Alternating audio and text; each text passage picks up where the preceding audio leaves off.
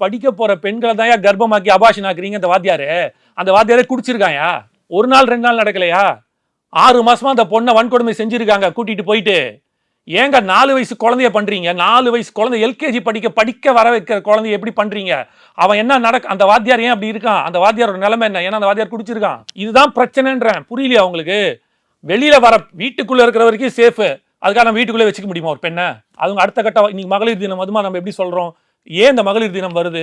Disparity இல்லாமல் equality of gender வரணும்ன்றத விலாமதிர் லெனின்றவ பெரிய இவர் பண்ணியிருக்காரு. ரஷ்ய புரட்சியாளர் பண்ணியிருக்காரு 1917 மார்ச் 8ஆம் தேதி. இதுக்கு தான் பெண்கள் தினம் கொண்டாடப்படுது.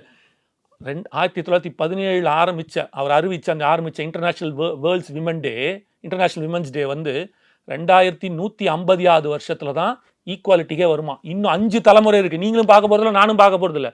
உங்க பையன் உங்க பேரன் கூட பார்க்க மாட்டான். பேரனுக்கு பேரன் பார்க்க போறான். அப்பதான் பெண்களும் ஆண்களும் பெண்களும் சமம்ன்ற ஒரு செயல்பாடே வரப்போதான். அந்த அளவுக்கு ஒரு கருத்து கணிப்பு சொல்லுது.